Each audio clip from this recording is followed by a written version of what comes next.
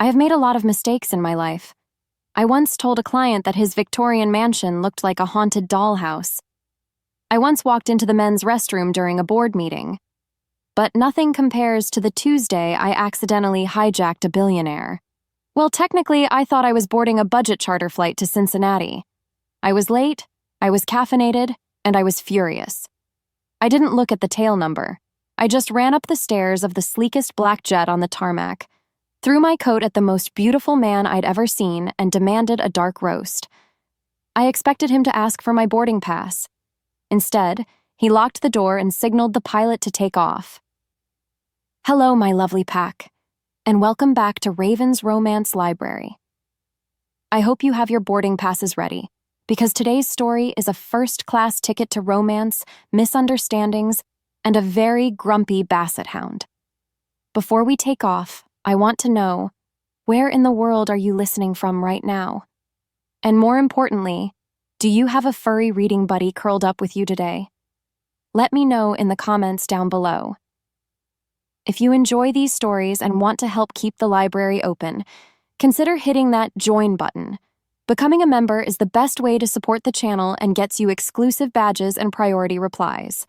Now, sit back, relax, and let's find out what happens when you accidentally hijack a billionaire alpha. Let's get into the story. Chapter 1. If there is a hell, it is undoubtedly Terminal C at rush hour. My heels clicked a frantic, uneven rhythm against the linoleum floor as I dodged a family of 5 and a man eating a pretzel the size of his head. Final boarding call for Flight 404, the intercom crackled, mocking me. Hold the plane, I shouted, not caring that I looked like a deranged banshee. I clutched my portfolio to my chest like a shield. Inside were the blueprints that would either save my career or end it. I wasn't going to let a little thing like security protocol stop me. I saw the gate agent look away for a split second. I didn't hesitate. I bolted past the desk, down the jet bridge, and burst out onto the windy tarmac. There it was. The plane. It was smaller than I expected, painted a matte, midnight black that seemed to absorb the sunlight. I scrambled up the metal stairs, breathless, my lungs burning. I stumbled into the cabin and slammed the door shut behind me, leaning against it to catch my breath. Made it, I wheezed, brushing a strand of sweaty hair from my face. I made it. The cabin was silent, suspiciously silent. I looked up. This was not economy class. There were no crying babies, no smell of stale peanuts.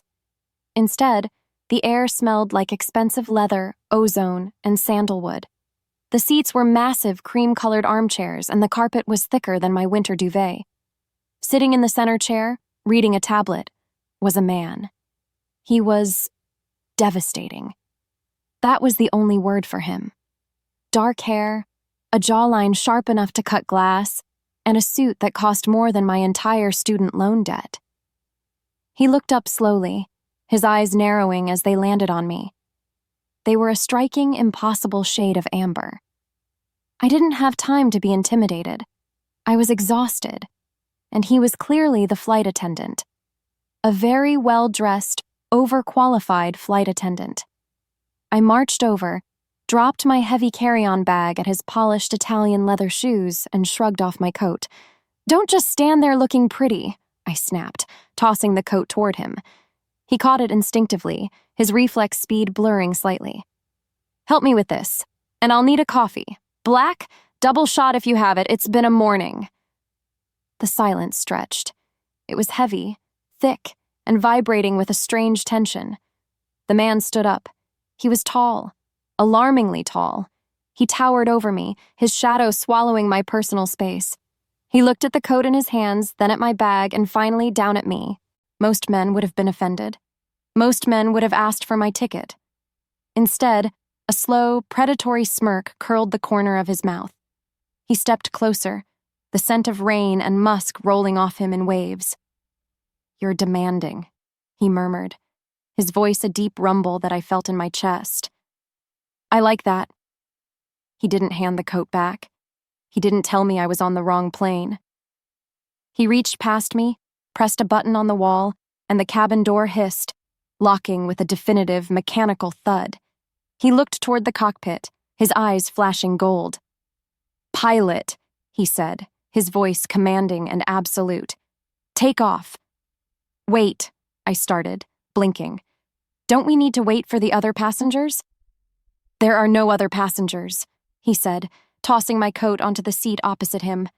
"Sit down, little storm cloud, before you fall down." Before I could protest, a sound erupted from the back of the plane, a long, mournful, rattling snore. I jumped. What was that?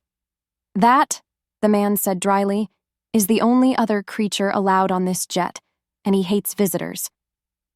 A basset hound with ears that dragged on the floor waddled out from behind a curtain. He looked at the man, then he looked at me. I froze. I'm not a dog person. But the hound didn't growl. He trotted over to me, let out a massive yawn, and promptly collapsed onto my feet, pinning me to the floor with his dead weight. The man stared at the dog, genuine shock cracking his cool mask. "Well," he whispered, looking at me with a terrifying intensity, "that settles it." The engines roared to life, the G-force pressing me back against the door. "Settles what?" I shouted over the noise. "Where is this plane going?" He sat back down, crossed his legs, and picked up his tablet, that infuriating smirk returning. "Not Ohio," he said. Chapter 2.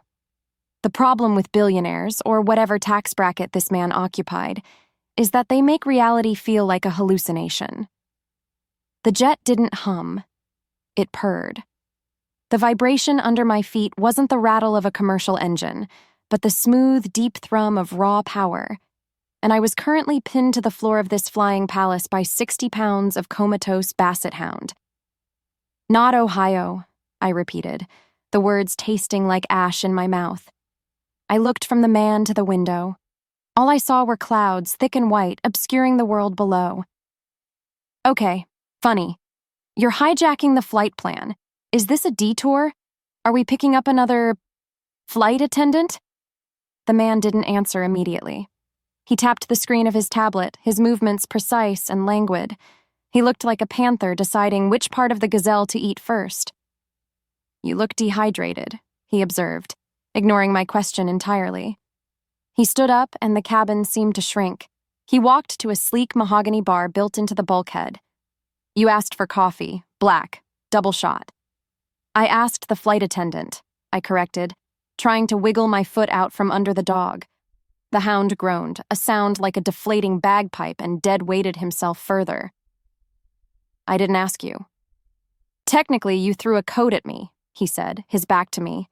"And on this jet, I am the only one who serves the coffee. Unless you want the pilot to come back here and fly the plane with his knees." He turned around, holding a delicate porcelain cup. Not a paper cup, not a styrofoam cup. Porcelain. On a moving aircraft. He walked toward me, and I scrambled to stand up. It's hard to look dignified when you're extracting your foot from a dog's armpit, but I managed to stagger upright. "Who are you?" I demanded, taking the cup because, honestly, the smell of the coffee was the only thing tethering me to sanity. It smelled like heaven, rich, dark, and expensive. "Sebastian," he said simply. No last name, no title, just Sebastian. It sounded less like a name and more like a law of physics. "Okay, Sebastian," I said, taking a sip. It was the best coffee I had ever tasted, which only annoyed me more. "Look, I made a mistake. I thought this was the charter for the Cincinnati Restoration Project. Clearly, I boarded the wrong plane. I can pay for the seat. I have a corporate card. It has a limit, but I'm sure we can work something out." Sebastian laughed. It was a low, rusty sound, like he hadn't used it in years. He sat back down in his massive leather armchair and gestured for me to take the one opposite him. "Sit, Zara," he said. I froze, the cup halfway to my mouth. "How do you know my name?" He pointed a long finger at my chest.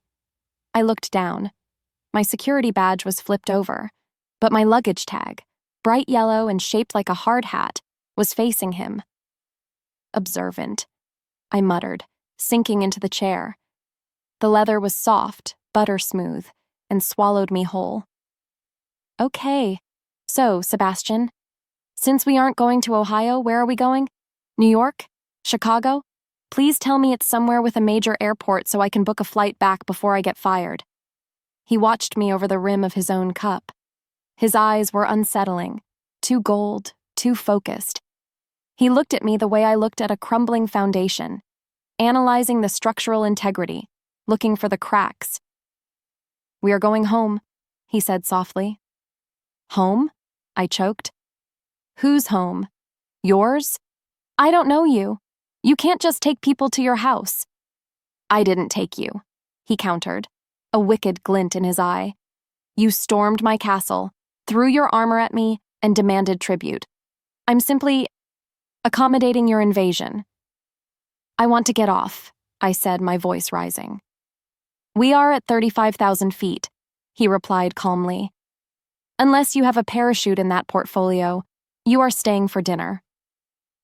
Barnaby, the traitorous hound, rolled onto his back in the aisle, exposing a spotted belly to the ceiling, and let out a snore that shook the floorboards.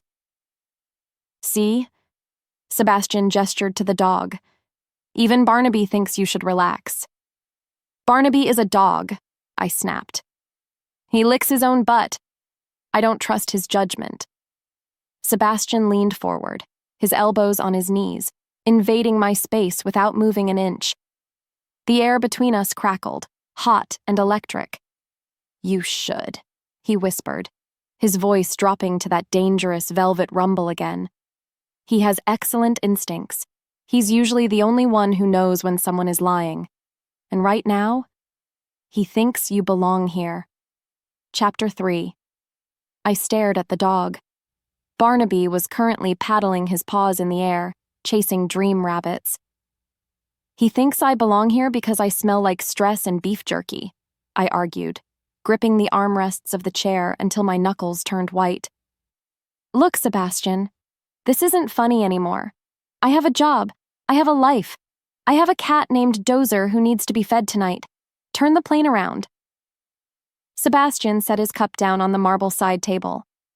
The amusement faded from his face, replaced by a cold, stony authority that made the hairs on the back of my neck stand up.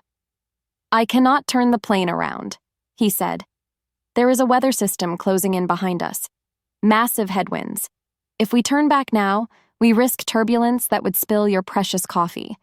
I don't care about the coffee. I do, he said. It's Colombian, single origin. I stood up again. I'm going to talk to the pilot. Sebastian didn't move to stop me physically. He just watched. The cockpit is locked from the inside, Zara. Security protocol. I'll shout through the door, I threatened, stepping over Barnaby.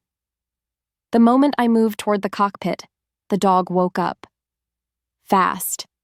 Usually basset hounds are liquid creatures, pouring themselves from one sleeping spot to another. But Barnaby scrambled to his feet with surprising agility. He cut me off, standing firmly between me and the cockpit door. I expected a growl. I expected him to defend his master. Instead, he sat down, looked up at me with droopy, mournful, red-rimmed eyes, and let out a high-pitched whine. He lifted a heavy paw and placed it squarely on my knee, staring into my soul. Move, Barnaby, I said gently. He whined louder, pressing his head against my shin. It was a plea. A desperate, heavy anchor preventing me from moving forward. He likes you, Sebastian said. I turned to look at him. He was standing now, too. He wasn't looking at me. He was looking at the dog with an expression of pure bewilderment. He's a dog, I repeated. He probably thinks I have treats. Barnaby hates everyone, Sebastian said, his voice quiet, almost to himself. He bit the last 3 personal assistants. He growled at the vice president of marketing. He hasn't let anyone touch him but me for 5 years. He took a step toward us. Barnaby immediately shifted his body, positioning himself slightly in front of me, shielding me from him. Sebastian froze. His eyes widened, the gold irises seeming to flare with light. He looked at the dog, then at me, then back at the dog. Well, Sebastian breathed, a strange tension rippling through his shoulders. That is unexpected. What? I asked, backing up until my legs hit the leather seat. What is unexpected? Why are you looking at me like I'm a math problem you can't solve? Because you are, he murmured. He reached out a hand, not to grab me, but as if to test the air between us. Barnaby let out a short, sharp woof, a warning to his own owner. Sebastian pulled his hand back, a slow smile spreading across his face. It wasn't the arrogant smirk from before. It was something darker, possessive, terrifyingly intense. Sit down, Zara, he commanded softly. We are beginning our descent. Descent into where? I demanded, though I sank back into the chair because my knees suddenly felt like water. Sebastian turned to the window, watching the clouds break. Aspen, he said. Aspen? I shrieked. I'm dressed for Ohio. I have a pencil skirt and a blazer. I don't have snow boots. Don't worry, Sebastian said, not looking away from the window. I'll buy you boots. I'll buy you the whole store if you want. The plane banked sharply. Through the window, the white clouds tore apart, revealing jagged, snow-capped peaks that looked like the teeth of a waiting beast. We weren't just landing, we were entering a fortress. Buckle up, Sebastian said, his eyes locking onto mine. It's going to be a rough landing. Chapter 4. The landing wasn't rough. It was terrifyingly smooth, which somehow made it worse. It felt unnatural, like the plane was defying gravity out of respect for the man sitting across from me. We taxied to a private hangar far away from the main terminal. The world outside was a blinding, oppressive white. Snow was falling in thick, heavy sheets, swirling in the wind. Stay here, Sebastian said as the engines whined down. I'll get the car brought around. I am not getting in a car with you, I declared, unbuckling my seatbelt with shaking hands. I am going to the terminal, and I am finding a commercial flight back to civilization. There are no flights, Sebastian said, pulling on a heavy wool coat that made his shoulders look even broader. Look outside, Zara. The airport is closed. That storm is a blizzard. I'll walk, I bluffed. The cabin door opened, and the cold hit me like a physical slap. It was biting, instant, and cruel. Sebastian stepped out onto the metal stairs. Barnaby stood at the top, took one look at the snow, and sat down hard, refusing to move. Come on, you stubborn sausage, Sebastian muttered. He scooped the 60-pound dog up under one arm like a football and descended the stairs. This was my chance. He was distracted. He was carrying a dog.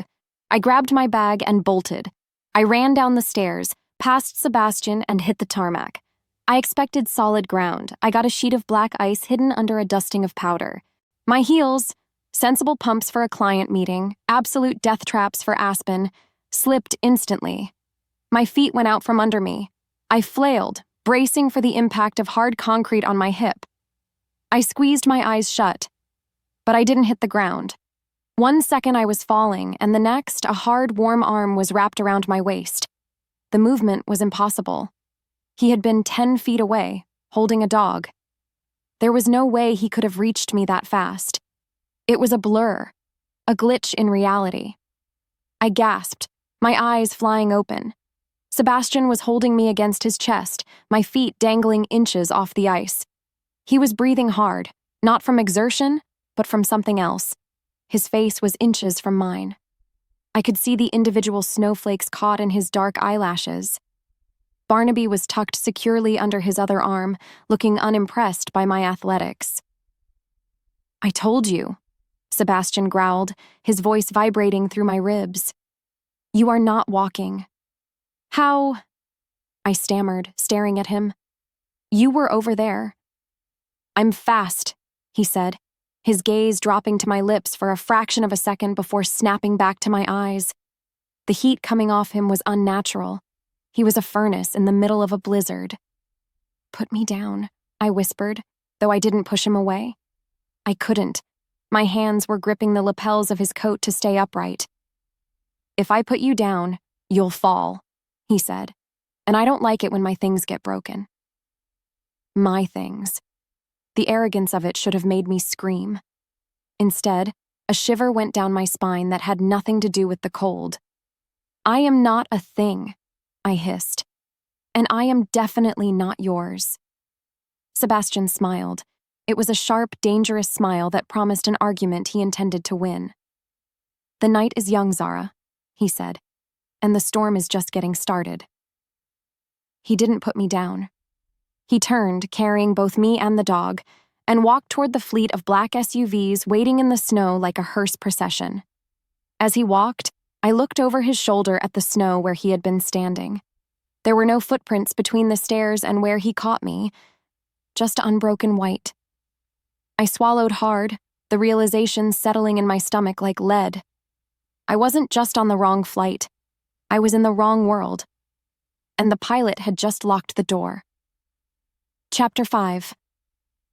The drive up the mountain was silent, save for the rhythmic thrum-thrum of the wipers fighting the snow. The SUV was less of a car and more of a mobile command center. The windows were tinted so dark I couldn't see out, and the leather seats were heated to a degree that felt almost narcotic. Sebastian sat next to me, typing on his phone. He hadn't looked at me since the airport.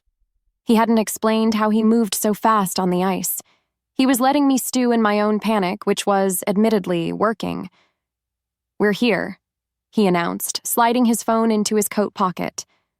The gates didn't open. They dissolved.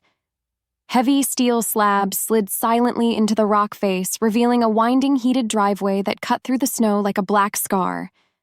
And then I saw the house. As a restoration architect, I spend my life fixing old things. I look for cracks in history. But this place? This place had no history. It was a violent assertion of the future. It was a cantilevered masterpiece of steel, glass, and dark stone, hanging off the edge of the cliff as if daring gravity to do something about it. It looked like a villain's lair, but a villain with impeccable taste in mid-century modernism. The car stopped. The driver, a man with a neck thick enough to stop a bullet, opened my door. "Welcome to the summit," Sebastian said, stepping out and waiting for me. I stepped into the cold, clutching my portfolio. "It's excessive." "It's private," he corrected. Barnaby, who had slept through the entire drive, waddled out of the car, shook his long ears, and immediately trotted toward the massive front door. He barked once, a deep, booming sound, and the door opened automatically. We walked into an atrium that smelled of cedar and cold air. The floor was slate, heated from beneath. Standing there was a woman who looked like she was carved out of granite. She wore a severe gray suit and held a tablet. "Welcome home, sir," she said. Her eyes flicked to me, then to Barnaby, then back to Sebastian.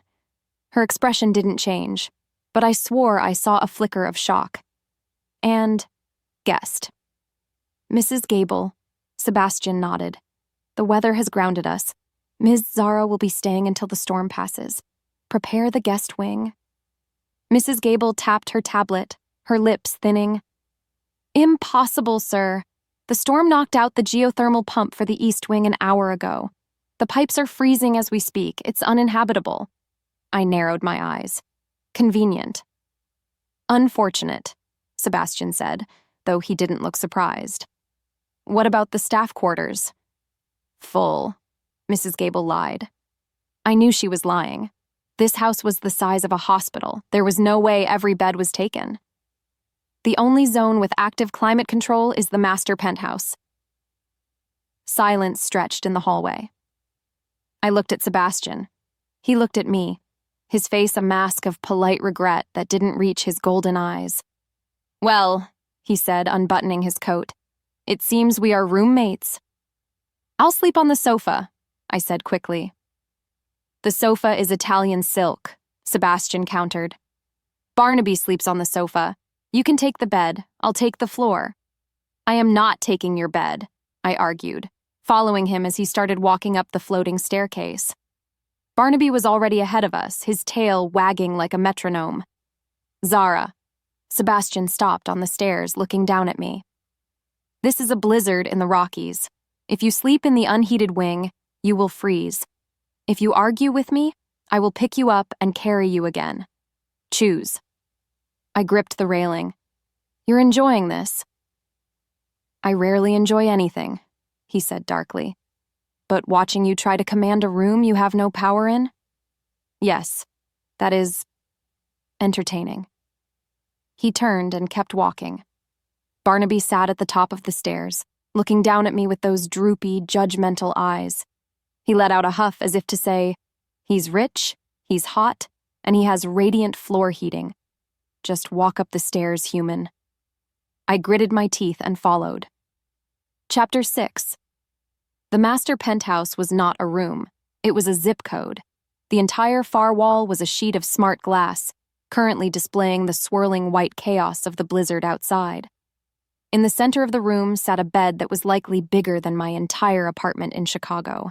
A fireplace the size of a garage door roared in the corner, casting flickering orange light over the dark furniture.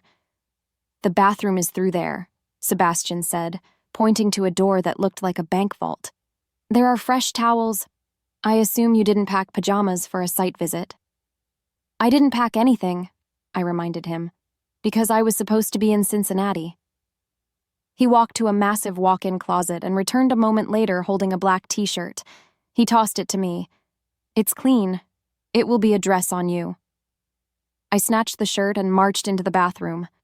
I stayed there for 20 minutes, hyperventilating quietly into a fluffy towel that smelled like sandalwood. When I finally came out wearing his shirt, which indeed hit my knees, the room was dark. Sebastian was already in bed. Well, he was on the bed. He was lying on the far left side, reading a hardcover book, wearing nothing but gray sweatpants.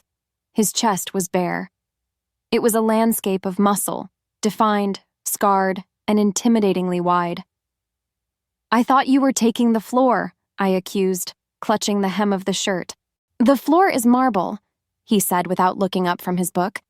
It's hard. The bed is California King. You can fit 3 people and a Great Dane between us and never touch. Get in. I am building a wall, I announced. I grabbed every pillow I could find, and there were many. Decorative pillows, sleeping pillows, bolster pillows.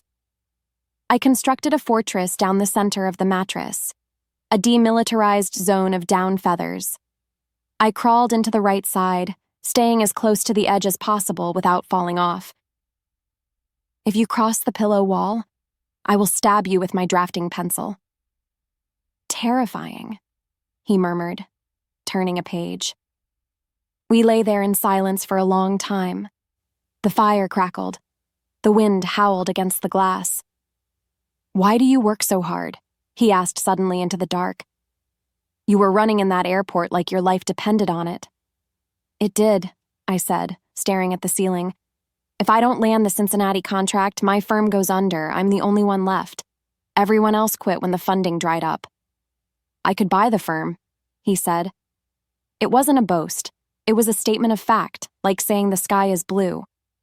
I could hire you to fix this house. You wouldn't have to run anymore. I sat up, clutching the duvet. I don't want your charity, Sebastian. I'm not some stray dog you can just pick up and keep because you're bored. I'm good at what I do, and I'm going to prove it without a billionaire signing a check just to get me to shut up. He went silent. He closed his book and set it on the nightstand. He turned his head to look at me, his eyes glowing faintly in the firelight. It wouldn't be charity, he whispered. Before I could answer, a heavy weight landed on the bed. Barnaby. The dog hopped up, looked at my pillow wall, and decided it was an personal insult to his comfort. He began to dig. With surprising ferocity, he pawed at the barrier, knocking 2 pillows onto the floor and shoving the bolster aside with his nose. Barnaby, no, I hissed. He ignored me. He destroyed the wall in seconds, then circled 3 times in the space between us and collapsed with a heavy groan. His head landed on Sebastian's thigh, and his back pressed warmly against my stomach. He's bridging the gap, Sebastian noted, amusement coloring his voice. He doesn't like division. He's a menace, I grumbled, lying back down. But I didn't push the dog away. The warmth was comforting. I fell asleep to the sound of the dog snoring and Sebastian's steady breathing. I woke up hours later. The fire had died down to embers. The room was freezing. I reached out for the dog, but the space beside me was empty. Barnaby was gone. Sebastian was gone. I sat up, rubbing sleep from my eyes. Sebastian? I saw movement by the window. I scrambled out of bed and padded across the cold floor to the glass wall. Outside, in the swirling snow, a massive shadow was moving. It was huge, far too big to be a dog. It stood on a ridge of snow, illuminated by the security lights. It was a wolf. A giant, jet-black wolf with shoulders as high as a man's chest. It was staring directly at the window, directly at me. Its eyes were unmistakably, terrifyingly gold. My breath hitched in my throat. I placed my hand on the glass. The wolf threw its head back and let out a howl that vibrated through the reinforced glass, a sound of pure, lonely power. Zara. I spun around. Sebastian was standing in the doorway of the bathroom, a towel around his neck, water dripping from his hair. He looked human. Perfectly human. I looked back at the window. The wolf was gone. I pointed at the glass, my hand shaking. I saw a wolf. A giant wolf. Sebastian walked toward me, his face unreadable. It's the mountains, Zara. There are wild animals everywhere. Come away from the glass. He was lying. I knew it in my gut. That wolf hadn't looked at me like a wild animal. It had looked at me like I was the only thing in the world. Chapter 7. The next morning, the sun was blinding. The storm had broken, leaving the world buried under 4 feet of pristine, diamond dust snow. I found Sebastian in the kitchen. It was a chef's kitchen. Stainless steel, black marble, and enough knives to arm a militia. He was standing at the stove, flipping pancakes. He wore a fitted black sweater and jeans, looking infuriatingly domestic for a man who had kidnapped me. Barnaby was sitting under the table, hoping for a fallen crumb. "Coffee," Sebastian said, sliding a mug across the island toward me without looking. "Black. Double shot." "Thanks," I muttered, wrapping my hands around the warmth. "Where's the staff? Mrs. Gable?" "Snowed in at the lower lodge," he said smoothly. "The road to the main house is blocked. It's just us." "And the wolf?" I added, watching him carefully. Sebastian paused, the spatula hovering over the pan. "The coyote," he corrected. "You saw a coyote, Zara. The snow plays tricks on perspective." "It was the size of a pony, Sebastian, and it had your eyes." He turned then, leaning his hips against the counter. He crossed his arms. "My eyes?" "Gold," I said. "Amber, whatever you call that color." "I have hazel eyes," he lied, "and you have an active imagination. Eat your pancakes." I sat down, but I didn't eat. Barnaby crawled out from under the table. He went to the sliding glass door leading to the deck and started barking furiously. He sniffed the glass, whining, his tail stiff. "What's wrong with him?" I asked. "He sees a squirrel," Sebastian said, but Barnaby wasn't looking at a squirrel. He was sniffing the exact spot on the glass where the wolf had been standing last night. He looked back at Sebastian and gave a short, sharp woof. Sebastian shot the dog a look that said, "Shut up." Barnaby grumbled and slumped down, resting his chin on his paws. "So," I said, cutting into a pancake, "when is the road getting cleared? I have a business to run." "The plows are coming," Sebastian said. "Tomorrow." "Tomorrow?" I choked. "I can't stay here until tomorrow." Sebastian's phone rang. It sat on the counter between us. The screen lit up with a single name, Beta. Sebastian's demeanor changed instantly. The domestic chef vanished. The predator returned. He picked up the phone. "Report," he said. His voice was cold, clipped. I pretended to eat, but I was listening. "No," Sebastian said, his knuckles whitening on the phone. "I don't care if they are threatening to cross the border. If the Southern pack sets one foot on my territory, you remind them why the North is silent. My fork paused halfway to my mouth. Pack? Territory? Sebastian listened for a moment longer, his eyes narrowing. They are testing the perimeter because they think I'm absent, because they think I'm distracted. He glanced at me. Make an example of the scout. Do not kill him, just remove his capacity to run, then send him back. He hung up. The silence in the kitchen was deafening. Business trouble? I asked, my voice trembling slightly. Hostile takeover attempt, Sebastian said, slipping the phone into his pocket. He picked up the plate of bacon and offered it to me as if he hadn't just ordered someone's legs to be broken. Corporate politics, very boring. You ordered someone to be hurt, I whispered. I ordered my company to be protected, he said, leaning over the counter, invading my space. I protect what is mine, Zara, ruthlessly. He reached out and brushed a crumb from the corner of my mouth. His thumb lingered on my lip. And right now, he whispered, you are in my territory. Chapter 8. Being snowed in with a billionaire is only romantic in theory. In practice, it involves a lot of pacing. By noon, I had read the ingredients on every shampoo bottle in the master bath and rearranged the pillows on the sofa by color gradient. I was bored. And a bored architect is a dangerous thing. I wandered out of the penthouse, Barnaby trailing behind me like a low-speed shadow. We found the double doors at the end of the hall. They were heavy, made of dark walnut, and carved with intricate geometric patterns. I pushed them open and gasped. It was a library, but calling it a library was like calling the Grand Canyon a ditch. It was a cathedral of knowledge. 2 stories high, lined with floor-to-ceiling shelves, connected by a spiral staircase and, yes, rolling ladders.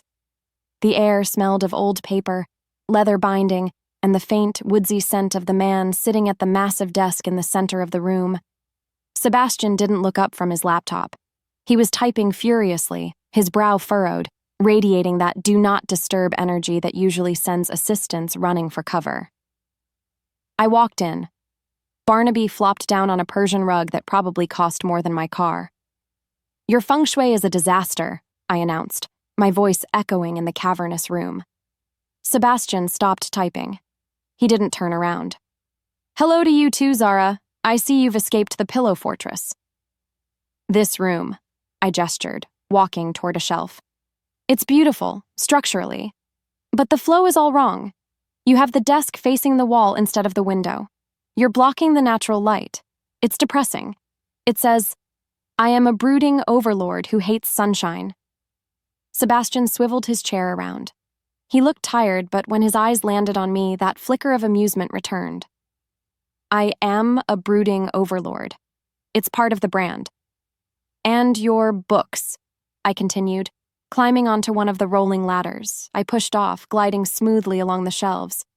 They aren't organized by subject or author. They're organized by size? Aesthetics, he defended, standing up and walking toward the ladder. It looks cleaner. It's chaos, I argued, stopping the ladder near the top shelf. I pulled out a leather-bound volume. You have The Art of War next to Pride and Prejudice. That is a literary crime. They are both about strategy and conquering your enemies, Sebastian said, stopping right below me. He looked up, his hands in his pockets. The angle made his shoulders look impossibly broad. One just involves more tea. I looked down at him. The air between us suddenly felt thin. You've read Pride and Prejudice? I have 3 sisters, he said, his voice dropping. I know everything there is to know about Mr. Darcy, including the fact that he was misunderstood. He was arrogant, I countered, gripping the ladder. He was protective, Sebastian corrected. He took a step closer, gripping the sides of the ladder, effectively trapping me. And he knew what he wanted. He just didn't know how to ask for it without sounding like a king issuing a decree. My heart hammered against my ribs. He wasn't talking about the book anymore. Suddenly, a loud crunch shattered the moment. We both looked down. Barnaby was under the desk, happily gnawing on something shiny. "Barnaby!" Sebastian barked. He walked over and pried the object from the dog's mouth. It was a crystal trophy. "Business Leader of the Year," Sebastian read, wiping dog drool off the glass. "Well, everyone is a critic." He set the mangled award on the desk and looked back at me. I laughed. I couldn't help it. The sound seemed to surprise him. He stared at me, his expression softening, the intensity replaced by something warmer, something that looked dangerously like longing. I moved to climb down, but my foot slipped on the polished rung. I gasped, bracing for the fall. But Sebastian was there instantly. He didn't just catch me. He plucked me off the ladder like I weighed nothing, his hands gripping my waist. For a second, my feet didn't touch the floor. I was suspended against him, my hands on his shoulders, his face inches from mine. I could feel the heat radiating through his shirt. I could see the flecks of gold in his eyes swirling like molten metal. "Careful, Zara," he whispered, his grip tightening. "It's a long way down." I wasn't sure if he meant the ladder or the fall into whatever was happening between us. Chapter 9. By evening, the world outside had ceased to exist. The blizzard had returned with a vengeance, burying the windows in a wall of white. Then the lights flickered, once, twice, and died. The hum of the refrigerator cut out. The smart glass walls went opaque. The silence was absolute. "Generator?" I asked, my voice trembling in the dark. "It will kick in for the essential systems," Sebastian's voice came from the shadows. "But the lights in this wing are not considered essential. Come, the fire is still going." We sat on the rug in front of the massive fireplace in the penthouse. The flames cast long, dancing shadows on the walls. Sebastian poured 2 glasses of red wine, a vintage that probably needed a mortgage to buy, and handed one to me. He sat close, too close. "Tell me about the architect," he said, watching the fire. "Not the one running a failing business, the one who climbed my ladder and reorganized my library." "She wanted to build cathedrals," I admitted, taking a sip of the wine. It tasted like velvet and smoke. But there isn't much demand for cathedrals these days, so I save old things instead. I like finding the bones of a building, the truth underneath the paint. "The truth," Sebastian repeated, swirling his wine. "You value that above everything, don't you?" "Lies are structural weaknesses," I said. "Eventually, the foundation cracks." Sebastian went rigid. He stared into his glass, his jaw tight. "What if the lie is the load-bearing wall? What if telling the truth brings the whole house down?" "Then it wasn't a house worth living in," I said softly. He looked at me then. The firelight carved his face into sharp angles. He looked lonely. Not just Friday night alone, lonely, but I have stood on a mountain by myself for 1,000 years lonely. Barnaby, sensing the shift in atmospheric pressure, groaned. He army-crawled across the rug and did the impossible. He draped his front half over Sebastian's lap and his back legs over mine. He was a heavy, snoring bridge connecting us. Sebastian rested his hand on the dog's head, his fingers burying in the velvet fur. I hesitated, then placed my hand on the dog's back. Our fingers were inches apart. "I have a confession," Sebastian whispered. The wind howled outside, a lonely, mournful sound. "You aren't really a billionaire?" I joked weakly. "I lied about the storm yesterday," he said. He didn't look at me. He looked at his hand on the dog. "The airport wasn't closed when we landed. I could have put you on a flight back to Ohio. I paid the ground crew to lie to you." My breath hitched. "Why?" He turned his hand over, palm up as if offering me a weapon. "Because when you walked onto my plane and ordered me around, for the first time in a decade, I didn't feel like a king. I felt like a man. And I was terrified that if I let you leave, I would never feel that way again." I stared at him. It was a kidnapping confession, but it sounded like a love letter. I should have been furious. I should have thrown the wine in his face. But the way he looked at me, flayed open, raw, terrified of my judgment, froze the anger in my throat. "You kidnapped me because you were lonely?" I whispered. "No," Sebastian said, his eyes locking onto mine, the gold flaring bright. "I kept you because my wolf looked at you and went silent." "Your wolf?" I asked, my heart pounding. "You talk about it like it's a person." Sebastian leaned in, his face inches from mine. The wine glass dangled forgotten in his hand. "Some parts of us," he breathed, "are wilder than others." Chapter 10. I didn't sleep well. My dreams were full of golden eyes and snow. When I woke up, Sebastian was gone, but there was a note on the nightstand. "Meet me in the East Wing. Bring your vision." I found him in a dusty, abandoned ballroom at the far end of the house. The windows here weren't smart glass. They were old, leaded panes that rattled in the wind. The floor was covered in drop cloths. Sebastian was standing in the center of the room, holding a roll of blueprints.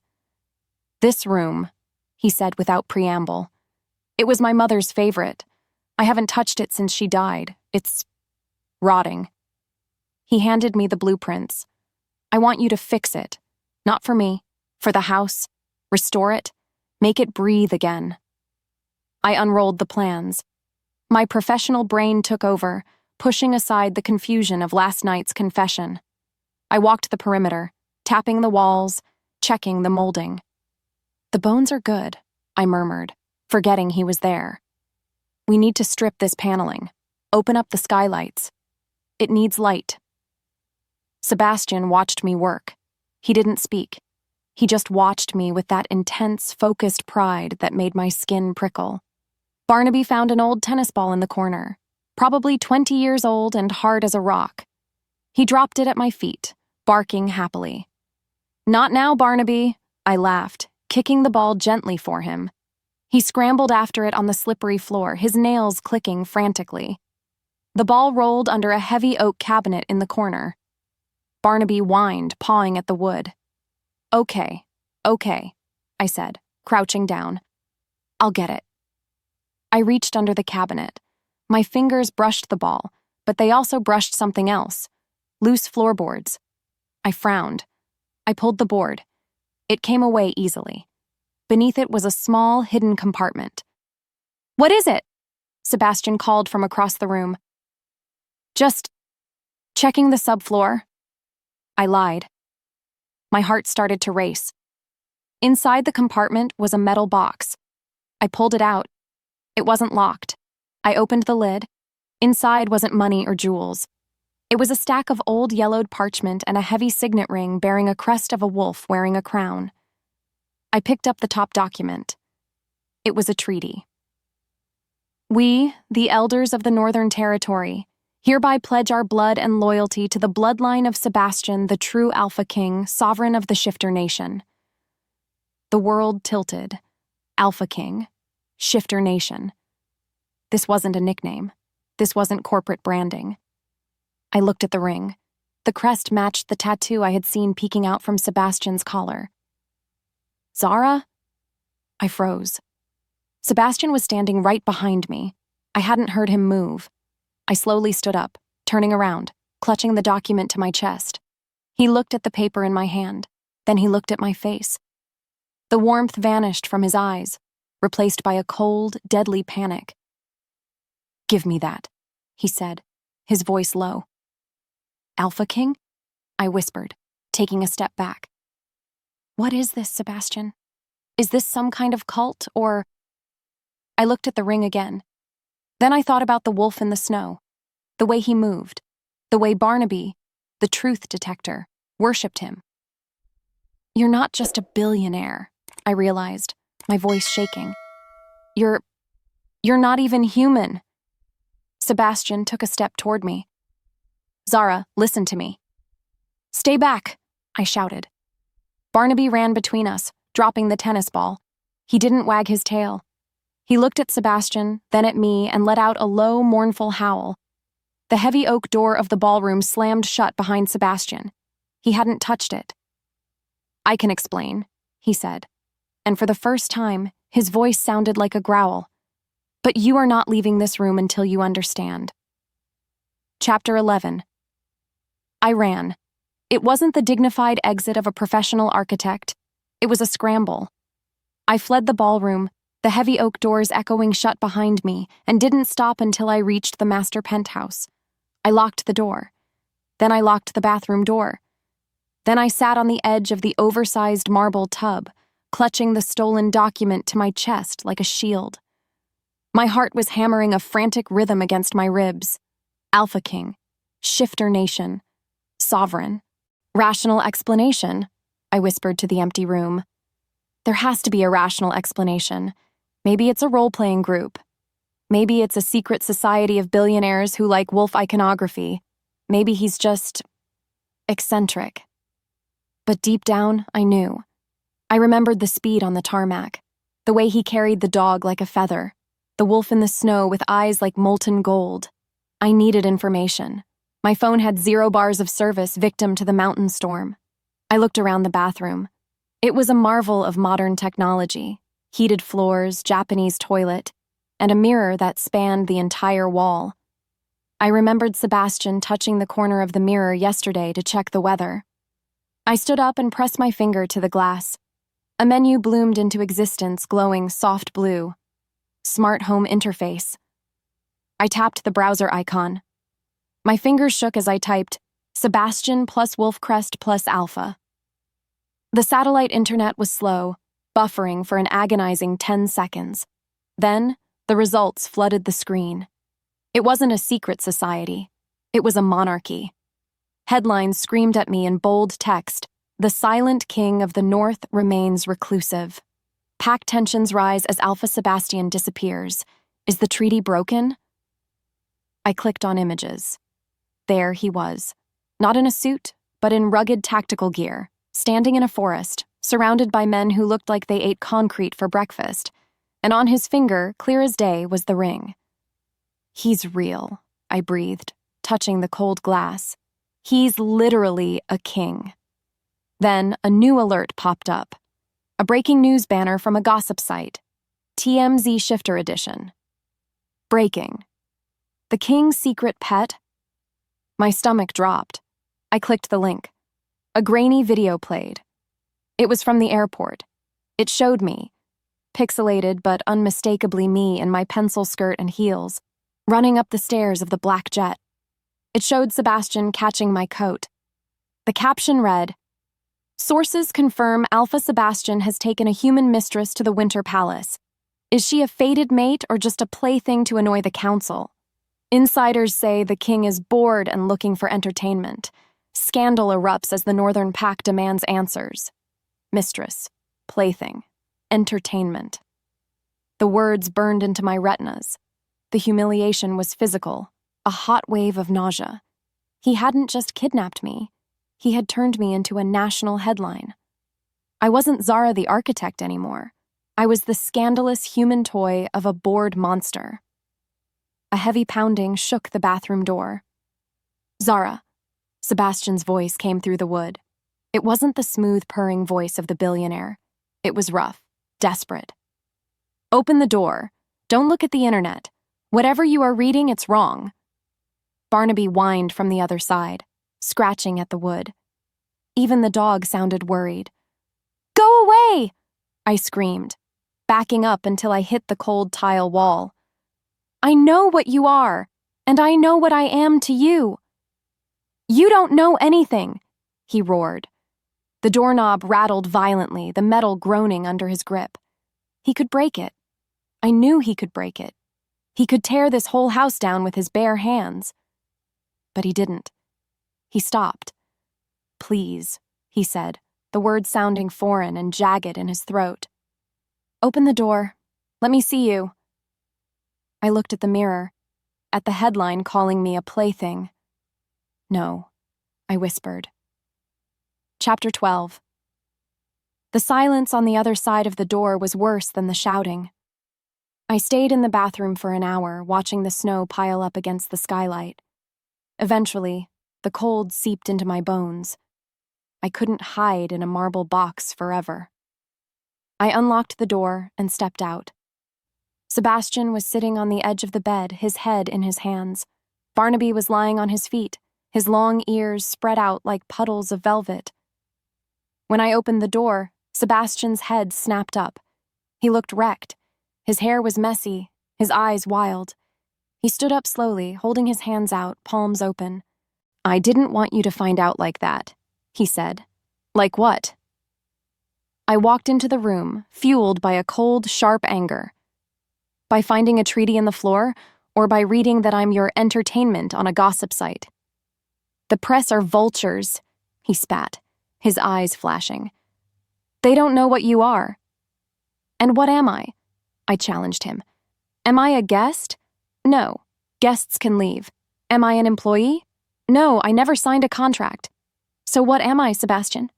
I'm a pet, just like Barnaby, only I talk more." Barnaby, hearing his name, thumped his tail once against the floor, trying to diffuse the tension. It didn't work. "You are not a pet," Sebastian growled, taking a step toward me. The air around him seemed to vibrate. "You are my mate." The word hung in the air, heavy, archaic. "Mate," I repeated, shaking my head. "You keep using that word. You think because you say it, I'm supposed to just accept it? That's not romance, Sebastian. That's ownership. You think you own me because your biology decided I smell good? It is not about smell." He slammed his hand against the wall, cracking the plaster. I flinched. He saw it and immediately recoiled, horror washing over his face. "Zara, I feel you. In my chest. It's like a tether. When you run, it pulls. When you hurt, I bleed. I didn't kidnap you to keep you as a toy. I took you because leaving you behind felt like cutting off my own limb." "That sounds like your problem," I said, my voice trembling. "Not mine. I didn't ask for a tether. I asked for a coffee." I walked to the closet and grabbed my coat. It was my flimsy wool trench coat, completely inadequate for the weather, but it was the only armor I had. "What are you doing?" Sebastian asked, his voice dropping to a terrified whisper. "I'm leaving," I said, buttoning the coat. "I'm walking to the main road. I'm flagging down a plow and I'm going home." "You can't." He moved between me and the door. "It's 10 below zero. The wind chill will kill you in 20 minutes. Then let me take the car." "I can't," he said. "The keys are biometric. Only I can drive them." "Then drive me," I screamed. "I can't," he shouted back, the control finally snapping. "I can't let you go. My wolf won't let me. If you leave, I will hunt you. It's not a choice, Zara. It's instinct." He looked monstrous in that moment, beautiful and terrifying, a creature of pure need. Barnaby let out a sharp bark and ran to me, grabbing the hem of my coat in his teeth, tugging me back toward the bed. He was trying to herd me. Even the dog was part of the trap. "I am not a sheep," I sobbed, yanking my coat free. "And I am not a possession." I dodged Sebastian. He reached for me, his fingers brushing my arm, but he pulled back at the last second, afraid to hurt me. That hesitation was all I needed. I ran out of the penthouse, down the stairs, and to the heavy front door. "Zara, stop." I didn't stop. I hit the release button. The door hissed open. The wind hit me like a physical blow, a wall of white ice. I didn't care. I stepped out into the storm. Chapter 13. The first minute wasn't so bad. It was just cold. The second minute was painful. The wind cut through my wool coat like it was made of lace. The snow wasn't falling. It was being driven sideways, stinging my face like needles. I trudged down the heated driveway, but the heating elements ended at the gate. Beyond that, the road was a river of white, waist-deep drifts. "I can do this," I muttered, my teeth chattering so hard I bit my tongue. I walked to class in Chicago winters. I can do this. I stepped into the deep snow. It swallowed my legs instantly. By minute 5, I couldn't feel my toes. By minute 10, I couldn't feel my face. The world was a white void. There was no sky, no ground, just endless, swirling snow. I lost the road. I was just wading through powder, blinded, freezing, and stupid. So incredibly stupid. I stopped to catch my breath, but the air was too cold to breathe. It burned my lungs, my legs felt heavy like they were made of lead. I'm going to die, I realized. I'm going to die because I was too stubborn to stay in the mansion with the hot billionaire. A tear froze on my cheek. I stumbled, my knees hitting the snow. I tried to stand, but my body simply refused. The cold wasn't painful anymore. It felt warm, sleepy. Just close your eyes for a second, a voice in my head whispered. Zara! The wind tore the sound away, but I heard it. A howl, not a human voice. A deep, guttural sound that vibrated through the ice. I forced my heavy eyelids open. Through the whiteout, a shadow emerged. It was massive, black as pitch, moving through the snowdrifts like a shark through water. It bounded toward me, closing the distance in seconds. The wolf. He was terrifying. He was the size of a small horse, his fur matted with ice. He slid to a halt in front of me, his chest heaving. His breath puffed out in great clouds of steam. I should have screamed. I should have scrambled away. But then I saw his eyes. Liquid gold, frantic, human. He didn't growl. He whined, a high, broken sound that reminded me of Barnaby. He lowered his massive head and nudged my shoulder. Get up. I can't, I whispered, my lips numb. I'm sorry, Sebastian. I'm so tired. The wolf snarled, not at me, but at the wind. He realized I wasn't moving. He moved closer. He circled me once, packing down the snow, and then he lay down. He curled his massive, furnace-hot body around me, creating a living wall against the storm. He draped his head over my legs, pinning me to the earth, shielding me with his fur. The heat was instantaneous. It radiated from him, searing through my frozen clothes. He licked the frost off my cheek, his tongue rough and hot. Mine, the gesture seemed to say. I have you. I buried my face in his thick black fur. It smelled like pine and musk in him. I stopped fighting. I closed my eyes, listening to the steady, thundering beat of his heart against my back. Sebastian. I mumbled into his fur as the darkness took me. The last thing I heard was another howl, distant but answering. Barnaby, calling from the porch, guiding us home. Chapter 14. Waking up wasn't like in the movies. There was no fluttering of eyelashes or graceful stretching. It was pain. My fingers burned. My toes felt like they were being crushed by vices, and my teeth were chattering so hard I thought they might crack. But I wasn't in the snow anymore. I was enveloped in something incredibly soft and impossibly warm. I opened my gritty eyes. I was back in the master penthouse. The fire was roaring, an inferno in the grate that made the shadows dance on the ceiling. I was in the bed, buried under what felt like every duvet in the house, and I wasn't alone. A heavy weight was pressed against my back, solid, scorching heat. An arm was draped over my waist, holding me tight against a hard chest. She's shivering, a voice rasped. It sounded like Sebastian, but broken, like he had been swallowing glass. Barnaby, move. She needs more heat. A wet, rough tongue lapped at my ear. I flinched. Zara? Sebastian's grip tightened instantly. He shifted, pulling me closer, his body curling around mine to maximize contact. He was shirtless. His skin burned against my frozen shoulder. Zara, can you hear me? I tried to speak, but my jaw was locked. I managed a pathetic cold. I know, he whispered, his face burying in the crook of my neck. His breath was hot and ragged. I know, baby. I've got you. I'm not letting go.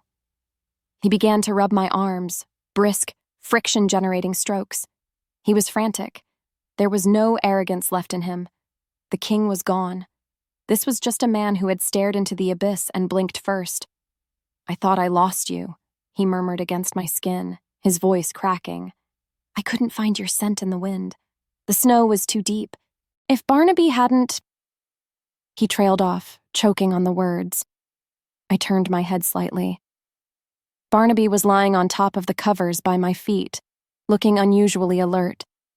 His sad, droopy eyes were fixed on my face. When he saw I was awake, he let out a soft woof and crawled up the bed, resting his heavy chin on my chest. He found me, I whispered, my voice scratching. He led me, Sebastian corrected. He stopped rubbing my arm and just held me, his hand splayed wide over my heart, as if checking that it was still beating. I shifted. I ran. But the storm was blinding me. Barnaby stood on the porch and howled until I found the direction. I closed my eyes, absorbing the heat from the man and the dog. The pack had saved me. "You were a wolf," I said softly. It wasn't a question. Sebastian went still. "Yes, you were warm. Wolves run hotter than humans," he explained, his thumb tracing the line of my jaw. "It's why I couldn't let you go. The cold would have killed you in minutes. I had to wrap you up." He sounded guilty, ashamed of his nature. I turned in his arms, wincing as the movement pulled at my stiff muscles. I looked at him. His hair was damp, his eyes rimmed with red. He looked exhausted. "You didn't eat me," I said weakly. Sebastian let out a breath that was half laugh, half sob. He pressed his forehead against mine. "No, Zara. I didn't eat you. I protected you. That is what alphas do. We protect." "You're heavy," I mumbled, closing my eyes again as the warmth finally reached my bones. "I'm sorry," he whispered. "Sleep. I'll be right here. I'm not going anywhere." And for the first time since I boarded that cursed jet, I believed him. Chapter 15. The next time I woke, the sun was streaming through the glass walls. The storm was gone, leaving the mountains glistening like a pile of diamonds. I sat up. I was wearing a thick flannel shirt that definitely belonged to Sebastian. I felt stiff, but the bone-deep cold was gone. The room was empty. Panic spiked in my chest for a split second, until I saw them. Sebastian was sitting in the armchair by the fire, fully dressed in dark jeans and a sweater. Barnaby was at his feet. They were both watching me. "Good morning," Sebastian said. His voice was calm, controlled, but his hands were gripping the armrest so hard the leather creaked. "Morning," I croaked. There was a glass of water on the nightstand. I drank it in one go. "There's a plane waiting at the private hangar in town," Sebastian said. He didn't stand up. He didn't come closer. He gestured to the foot of the bed. Sitting on the duvet was a black envelope and a satellite phone. "The road is cleared," he continued. "The driver is waiting downstairs. The plane is fueled. It will take you anywhere you want to go, Chicago, New York, Paris, anywhere." I stared at the envelope. "You're letting me go?" "I am giving you a choice," Sebastian said. He looked at the floor. "I told you yesterday that my instinct wouldn't let me release you. That was true. But seeing you in the snow," he swallowed hard, "seeing you almost die because you would rather freeze than be my prisoner. That broke something in me, Zara. I would rather you be far away and alive than close to me and broken." He looked up. His golden eyes were dim, resigned. "I surrender. You win." I picked up the envelope. Inside was a ticket, open-ended, first class. "And the treaty?" I asked. "The secret? Aren't you afraid I'll tell the world you're a wolf?" "Go ahead," he said with a humorless smile. "Who would believe you? They'll just say you're another crazy ex-girlfriend selling a story to the tabloids. I can survive a scandal. I can't survive watching you die." I held the ticket. This was it. My freedom. I could go back to Chicago, back to my failing business, my empty apartment, and my cat. I could pretend this was all a fever dream. I looked at Sebastian. He looked like a man waiting for the executioner's axe. Then I looked at Barnaby. The dog stood up. He walked over to the bed, hopped up with a grunt, and sat directly on the black envelope. He looked at me, then at Sebastian, and let out a low, rumbling growl. "Barnaby, get off." Sebastian sighed. "Let her go." Barnaby didn't move. He planted his paws firmly on the ticket and licked my hand. I looked at the dog. Then I looked at the king. I realized something. I wasn't running from Sebastian. I was running from the lack of control. I was running because he had taken my choice away. But now he was giving it back. And with the choice in my hand, I realized I didn't want to leave. I wanted to know what it felt like to be looked at the way he looked at me, like I was the only source of heat in a blizzard. I reached out and gently pulled the ticket from under Barnaby's butt. Sebastian flinched, looking away. I ripped the ticket in half. The sound was loud in the quiet room. Sebastian's head snapped back to me, his eyes wide. "I'm not leaving," I said. "Not yet." "Zara," he warned, standing up. "Don't play games. If you stay, I can't promise I'll be able to let you go a second time." "I have conditions," I said, holding up a finger. 1. I am not a pet. I am an equal. "Agreed," he said instantly, taking a step forward. 2, I continued. "I fix this house, and you pay me, my full rate, plus a hazard pay bonus for the kidnapping." "Double your rate," he offered, taking another step.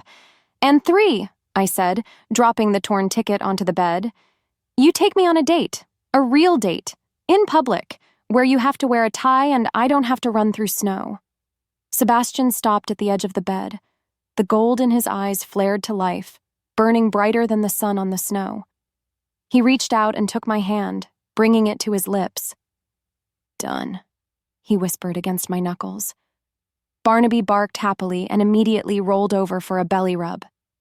Chapter 16. The flight back to the city was different. We were on the same jet. I was sitting in the same cream leather chair. But the air wasn't thick with tension anymore. It was light, playful. "So," I said, spinning my chair to face him, "tell me about the Wolf King thing. Do you have a crown? A scepter? Do you howl at the moon?" Sebastian laughed, looking relaxed for the first time. He was wearing a fresh suit, looking every inch the billionaire CEO, but his foot was touching mine under the table. "No crown," he said, sipping his coffee.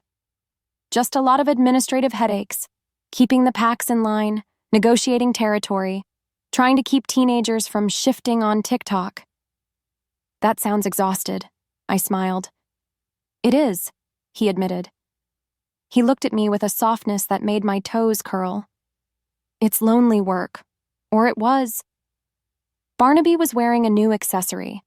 Sebastian had found a silk scarf in the cabin storage, her mess, naturally, and tied it around the dog's neck. Barnaby looked ridiculous and majestic, parading up and down the aisle like he owned the airline. "We're landing," the pilot announced. "Teterboro, ETA 10 minutes. Sebastian's face hardened slightly. "Listen, Zara, the press is going to be there. The leak from the airport went viral. They know we're coming." "I can handle a few cameras," I said, smoothing down my skirt. I was wearing an outfit Mrs. Gable had miraculously found for me. A sleek white power suit that made me look like a CEO myself. "It's not just cameras," Sebastian warned. "It's the council, rivals. They'll be looking for weakness. If they think you're just a fling, they'll attack you to get to me." "Let them try," I said, lifting my chin. "I survived a blizzard and a werewolf. I think I can handle TMZ." The plane taxied to a halt. I looked out the window. It was a circus. Flashes were already popping. There were black SUVs, police cars, and a crowd of reporters pushing against the barricades. Sebastian stood up and offered me his hand. "Ready?" "Ready," I said, taking it. The door opened. The noise hit us instantly, shouting, camera shutters, the roar of the city. Barnaby went first. He waddled to the top of the stairs, the silk scarf fluttering in the wind. He looked down at the screaming masses, let out a loud sneeze, and began to descend with absolute dignity. We followed. Sebastian kept me close, his hand on the small of my back, protective, possessive, claiming. We reached the bottom of the stairs. A microphone was shoved in my face. Mrs. Zara, is it true you're being held against your will? Is it true you're pregnant with the king's heir? Alpha Sebastian, is she a stray you picked up? That last question came from a woman standing near the front. She was tall, blonde, and wearing enough fur to clothe a bear. She sneered at me. She certainly looks like a stray. Did you find her in a shelter, Sebastian? The crowd quieted, sensing blood. Sebastian stiffened beside me, a growl vibrating in his chest.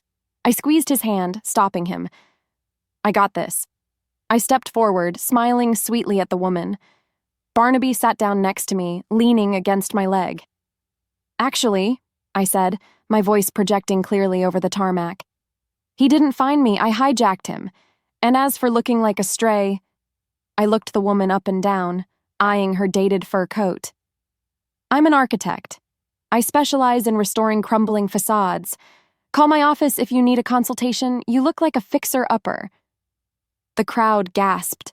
Then someone laughed. Cameras flashed blindingly. Sebastian threw his head back and laughed, a rich, genuine sound that stunned the reporters into silence. She speaks for herself, Sebastian said, stepping up beside me. He wrapped an arm around my waist and pulled me flush against him. And for the record, she's not a stray.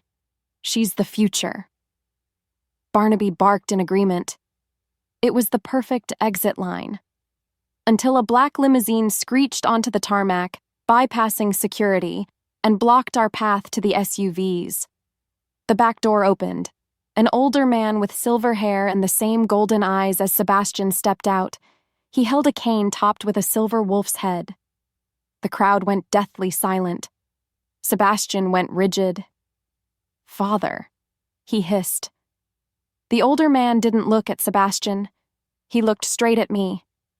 So, the former king said, his voice like grinding stones. This is the human who thinks she can tame my son. Chapter 17. The silence that fell over the tarmac was heavier than the blizzard. Even the paparazzi, usually a swarm of shouting locusts, went quiet. They lowered their cameras, sensing that the drama unfolding wasn't for the tabloids. It was dynastic warfare. The man standing by the limousine was a terrifying mirror image of Sebastian. He had the same broad shoulders, the same sharp jawline, and the same eyes. But where Sebastian's eyes were molten gold, full of heat, this man's eyes were cold. Hardened amber, ancient and unyielding. He leaned on his cane, not because he needed it. He looked strong enough to snap a steel beam, but because it was a weapon. Father, Sebastian repeated, his voice vibrating with a low, dangerous warning. He didn't let go of my waist. In fact, he pulled me closer, his fingers digging into the fabric of my white suit. Sebastian, the older man, Victor, replied, his voice like gravel grinding in a mixer. He ignored me completely, staring only at his son. The council informed me of your excursion. They told me you had retrieved a pet. I didn't realize you intended to parade it in front of the press. The insult was precise, calculated to humiliate. I felt Sebastian's chest rumble, a growl, a legitimate animalistic growl that was audible to everyone within 10 feet. The reporters closest to us took a nervous step back. Careful, Sebastian said softly. You are speaking about my partner. Victor finally looked at me. It was like being examined by a microscope that was looking for a disease.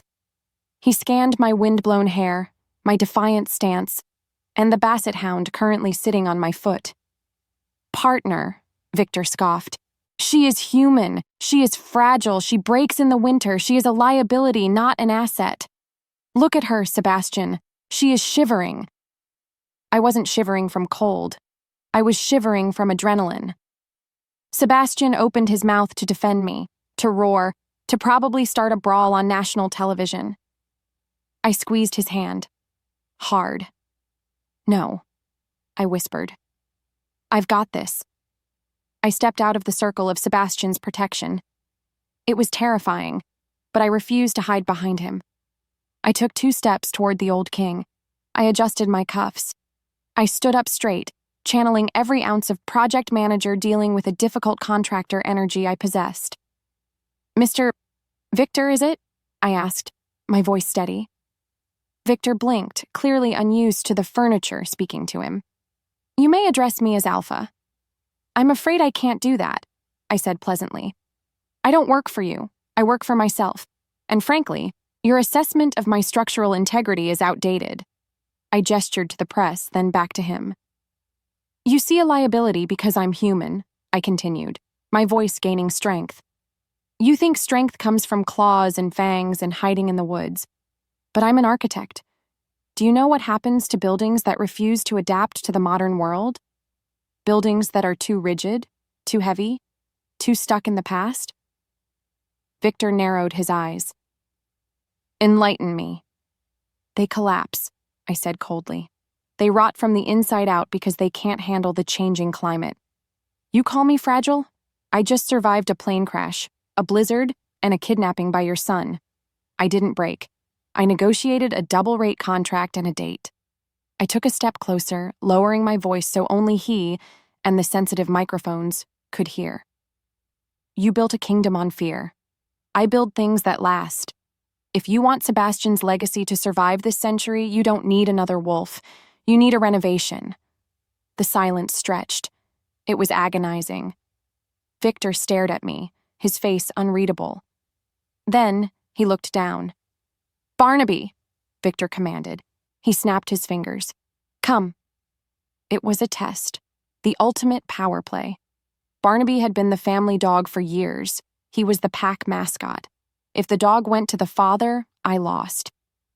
Barnaby looked at Victor. He looked at the snapping fingers. Then, slowly, deliberately, Barnaby turned his head. He looked up at me.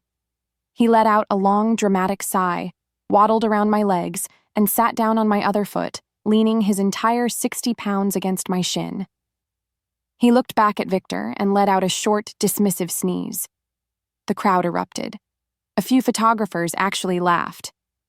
Victor's face turned a shade of purple that clashed horribly with his tie. He had been rejected by the girl and the dog. Sebastian didn't just smile. He beamed. He looked at me with such intense, blinding pride that I felt my knees go weak. He stepped forward, closing the gap between us. He didn't look at his father anymore. He looked at the press. He grabbed the nearest microphone stand and pulled it down. "You want a statement?" Sebastian asked, his voice booming over the speakers. The flashes went wild. Click, click, click, click. "My father calls her a liability," Sebastian said, his arm sweeping around my waist, pulling me into his side. "The tabloids call her a mistress. Let me be clear." He looked directly into the lens of the nearest camera. "Zara is not a pet. She is not a fling. She is the only person who has ever looked at the monster in me and told him to sit. She is the architect of the Northern Pack." He paused, looking down at me. The gold in his eyes was soft, adoring. "She is my equal," he declared. "And if anyone has a problem with that, you can take it up with the wolf." He dropped the mic. Literally. It hit the tarmac with a screech of feedback. Sebastian turned to his father. "We're leaving now. Move the limo." Victor stared at his son. For a moment, I thought he was going to shift right there. The tension was so thick it tasted like copper. But then, the old king looked at the cameras. He looked at the crowd, which was clearly on our side. He looked at the traitorous dog. He stepped aside. "You have won the skirmish, boy," Victor murmured as we walked past him toward the SUVs. "But she is not queen yet. The winter ball is in 2 weeks. If she can survive the council, then we will talk." Sebastian didn't flinch. He opened the car door for me. Barnaby hopped in first, curling up on the heated leather seat. I climbed in after him. Sebastian got in last, slamming the door on his father and the press. As the SUV pulled away, leaving the chaos behind, Sebastian let out a long breath and rested his forehead against my shoulder. "You called my father a fixer-upper," he whispered, his body shaking. "He is," I said, stroking his hair. His foundation is terrible. Sebastian laughed, kissing my neck. God, I love you. I froze. He froze. The SUV went silent. He pulled back slowly to look at me, his eyes wide with panic. He hadn't meant to say it. Not yet. Not like this. He started. Drive faster, I said to the driver, my heart pounding so hard I thought it would explode. Chapter 18. 6 months ago, I thought a boardroom was a place where people in polyester suits argued about profit margins. I didn't realize that in some circles, a boardroom is a medieval stone chamber where 12 men who can turn into wolves argue about load-bearing walls. I don't care if it's tradition, I said, slamming my hand down on the massive oak table. The sound echoed off the high-vaulted ceilings of the northern pack castle. If we don't reinforce the west turret, tradition is going to collapse on your heads during the next solstice. We are using steel beams, not enchanted timber. Steel. The Council of Elders, 12 terrifying men who had likely fought in wars I hadn't even read about in history books, went silent. They looked at me. Then, they looked at the head of the table. Or, more accurately, the center of the table. Lying directly on top of the architectural blueprints, taking up 4 seats worth of space, was Barnaby. He was wearing a neon yellow high-visibility vest that I had custom-ordered for him. It said, Site Manager on the back. He was currently snoring so loudly the vibrations were shaking the ink pots. The architect is right, Elder Marcus grumbled, terrified to wake the dog. Steel it is. Good, I said, checking my watch. Next item, the HVAC system. The heavy iron doors at the far end of the hall creaked open. Usually, when doors open in this castle, people tense up. It's an instinctual reaction to the apex predator walking in. And make no mistake, the man walking in was the definition of an apex predator. Sebastian. He wasn't wearing the tactical gear of the Alpha King today. He was wearing a charcoal 3-piece suit that fit him like a second skin, tailored to emphasize the terrifying width of his shoulders. He walked with that liquid, silent grace that still made my heart do a traitorous little flip in my chest. The elders immediately started to stand up, a sign of respect. Sebastian waved a hand, silencing them. He didn't look at them. His golden eyes were locked on me. He walked the length of the room, the sound of his footsteps swallowed by the ancient rugs. He stopped beside my chair. In his hand, he held a delicate porcelain cup and saucer. The room held its breath. The Alpha King did not serve people. The Alpha King commanded. Sebastian set the cup down in front of me. Steam curled up from the dark liquid, smelling of expensive beans and roasted hazelnut. Coffee, he murmured, his voice a low rumble that vibrated against my ear. Black. Double shot. I looked up at him. He was smirking. That same arrogant, beautiful smirk he had worn on the jet when I threw my coat at him. You're late, I whispered, picking up the cup. I'm halfway through the agenda. I was detained, he said, leaning down to kiss the top of my head in front of the entire council. I had to approve the budget for the new greenhouse. Apparently, the architect has expensive taste in glass. The architect knows quality, I countered, taking a sip. It was perfect. Of course it was. Go, Sebastian said to the elders, not looking away from me. Meeting adjourned. The site manager needs a nap. Barnaby let out a perfectly timed groan and rolled onto his back, exposing his belly to the ceiling. The elders scrambled out of the room like schoolboys dismissed early, leaving us alone in the vast, sunlit hall. Sebastian pulled out the chair next to me, moving the heavy oak furniture like it weighed nothing, and sat down. He rotated his chair to face me, his knees knocking against mine. You terrified them, he said, sounding delighted. Marcus looked like he was about to shift from stress. They respect the blueprints, I smiled, leaning back. Or they respect the dog. I haven't figured out which yet. They respect the queen, Sebastian corrected softly. He reached out and took my hand. His thumb traced the ring on my finger. It wasn't the heavy signet ring of the Alpha.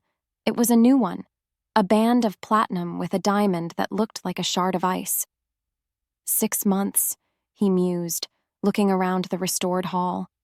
Sunlight streamed through the skylights I had installed, illuminating the clean stone and the warm wood. The castle didn't look like a fortress anymore. It looked like a home. Do you regret it? Getting on the wrong flight? I looked at him. I thought about the fear I used to carry, the fear of failure, of poverty, of being invisible. Then I looked at the man who had chased me through a blizzard, who had defied his father, and who brought me coffee in the middle of a war council. I didn't get on the wrong flight, I said softly. Sebastian raised an eyebrow. Oh? I seem to recall you screaming at me about Ohio. I was confused, I admitted, placing the coffee cup down. I thought I was going to a job. Turns out I was going to my destiny. The flight wasn't wrong, Sebastian. The destination was just unexpected. Barnaby finally woke up. He sat up, shook his ears, creating a small tornado of blueprint paper, and looked at us. He barked once, then hopped off the table and waddled toward the open balcony doors. He wants to go out, Sebastian said. We followed the dog out onto the high stone balcony. The view was breathtaking.